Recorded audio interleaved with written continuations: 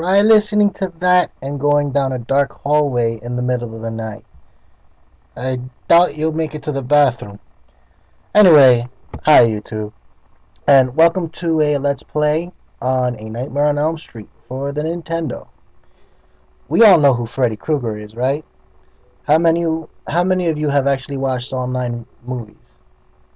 Uh, the original film, written and directed by Wes Craven, aired in 1984. Slasher, horror, knives for fingers, Johnny Depp, and more blood and gore than anyone ever asked for. This first movie was a great way to begin the 19-year span of Robert Englund's greatest role. If you didn't know, Robert Englund is the name of the actor that played Mr. Krueger in the first 8 of the total 9 movies. According to Wikipedia, he's married and his wife's name is Nancy. And if you've watched the first movie, you know why I think that's kind of funny. If you don't, well, the name of the main character in the first movie is Nancy Thompson.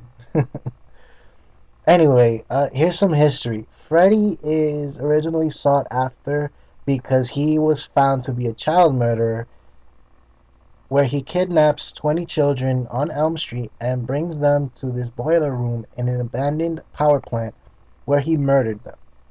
Originally, Wes Craven wanted to appoint his crime as a child molester, but there was something going on in the news and in real life, and he didn't want it to tie into his movie. He didn't want to be, like he didn't want people thinking of him as, stealing his idea from, that.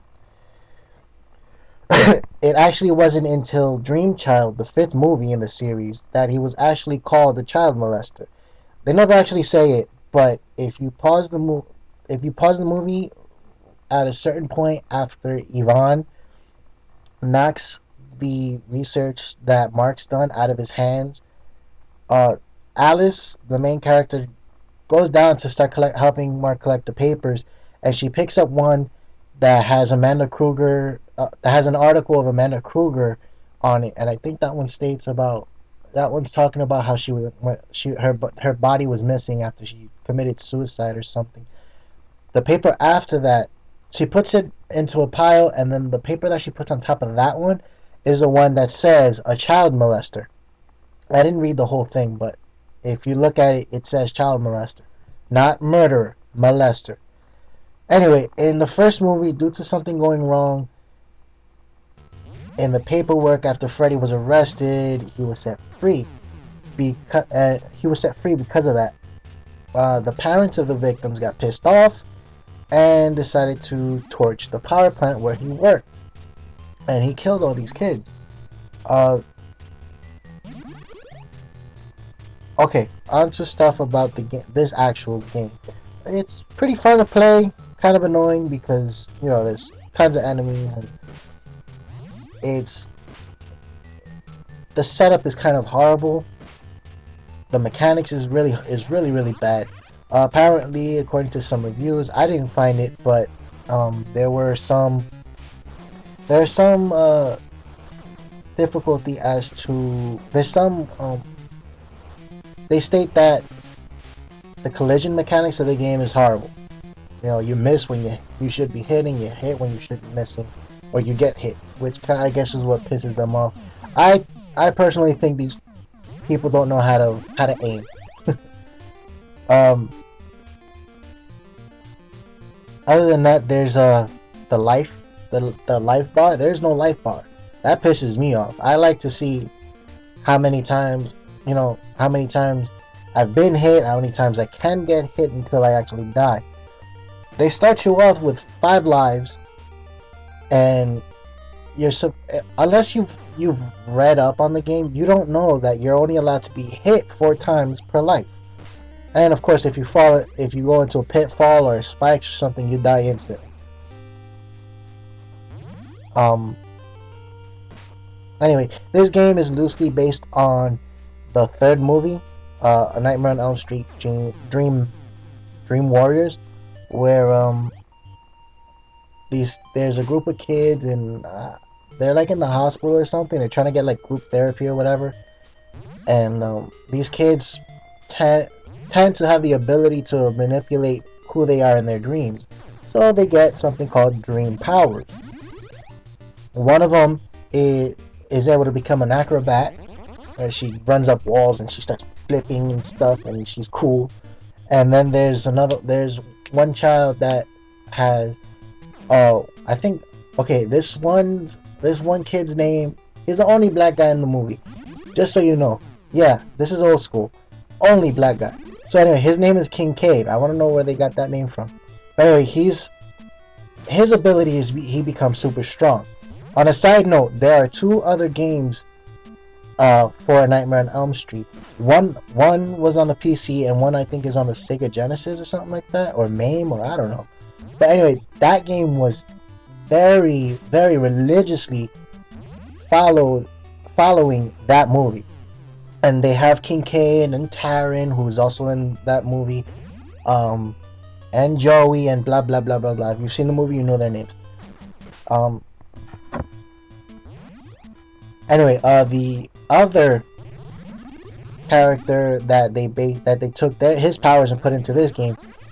I don't know I can't remember his name, but he's the dorky Dungeons and Dragons playing kid who's in a wheelchair, and during his dreams he's able to walk, and he ends up thinking about being a magician and stuff. So that's what he uses during his fight against Freddy, which was utterly useless because laughable.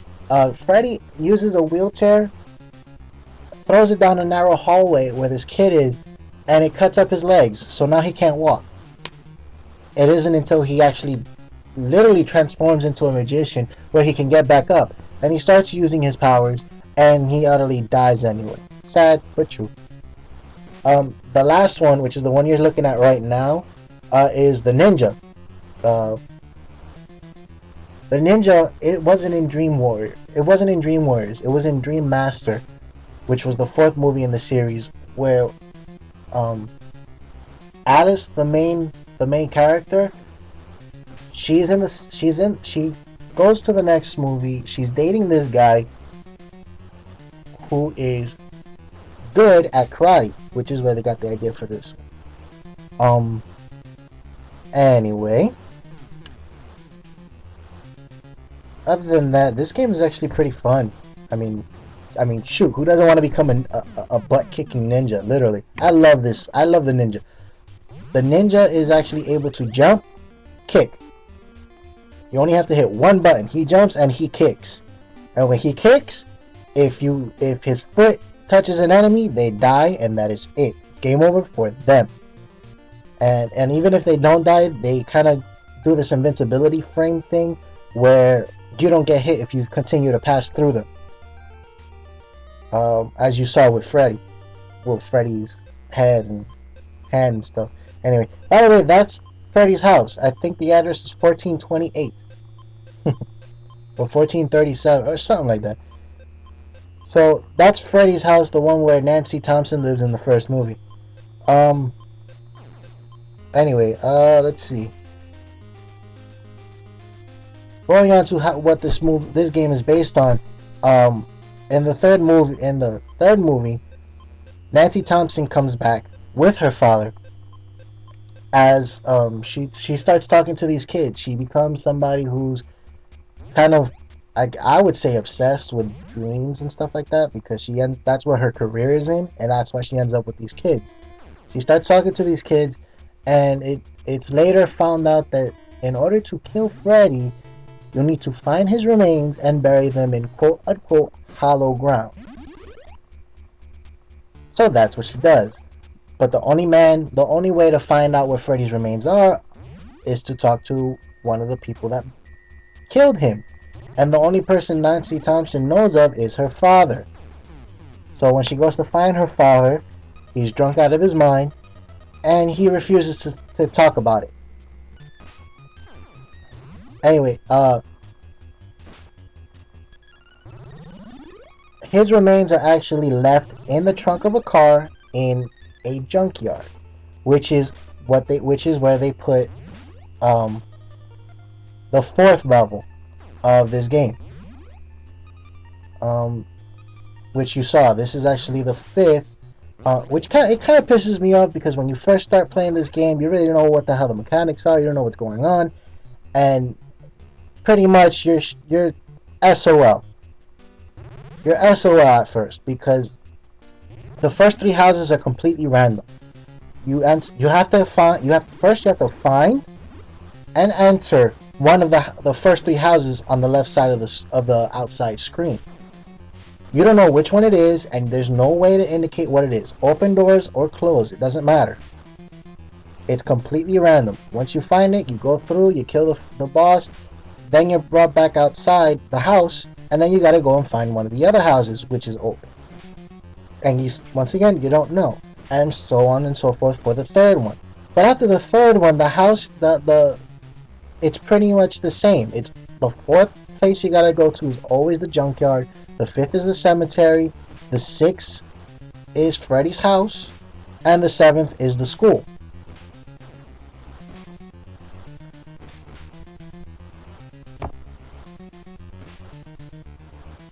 This game was actually supposed to be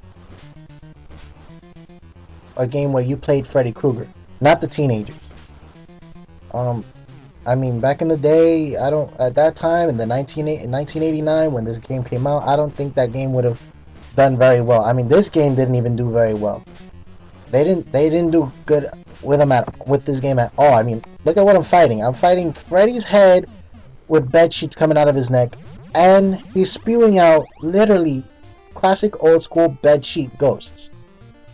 Bed sheets with holes for eyes. Really? They could have done way better with that. And the AI is horrible. I mean, but what I do like about it is the day and night mechanic.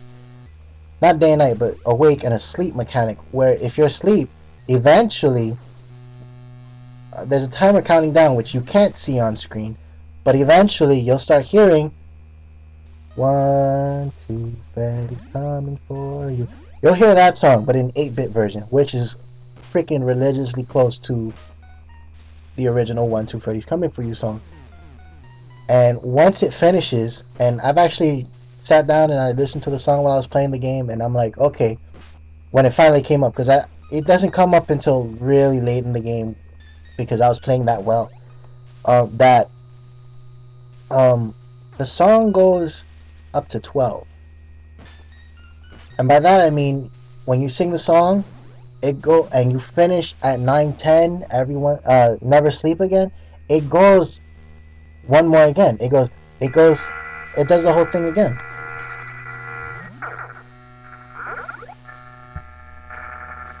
It plays the whole thing again. Not the whole thing, but it plays those pieces again.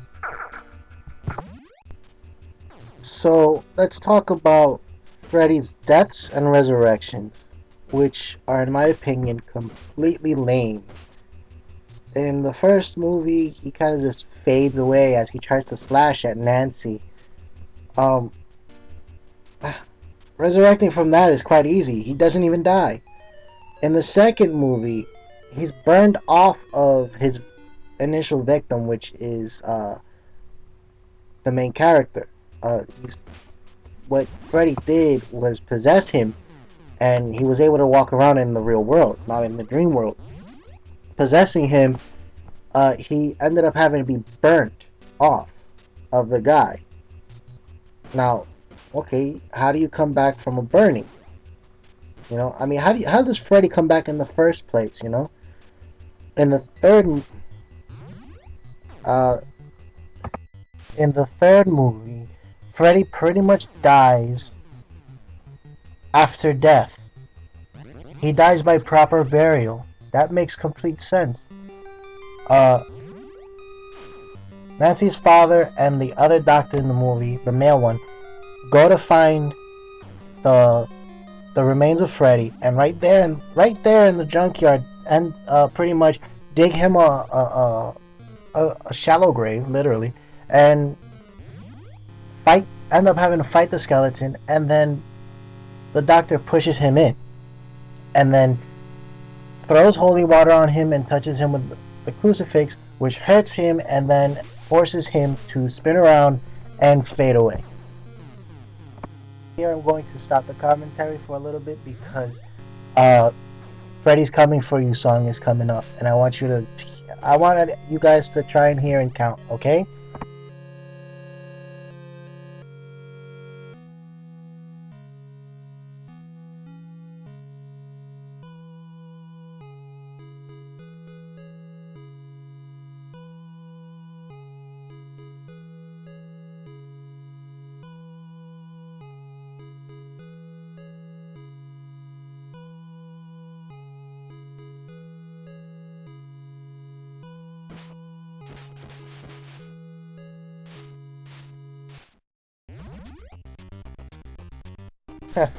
So, as anyway, Freddy fights are quite easy. You just he just walks back and forth in the room trying to attack you while he has his hands coming up from the ground trying to attack you. Uh, the AI is so stupid. Uh, if he sees you in the air long enough, then he'll jump, but that's about it. You have to be in the air long enough, like more than a second or two in front of him, and then he'll jump to touch you. That's it for part 1, guys. I'll see you in part 2.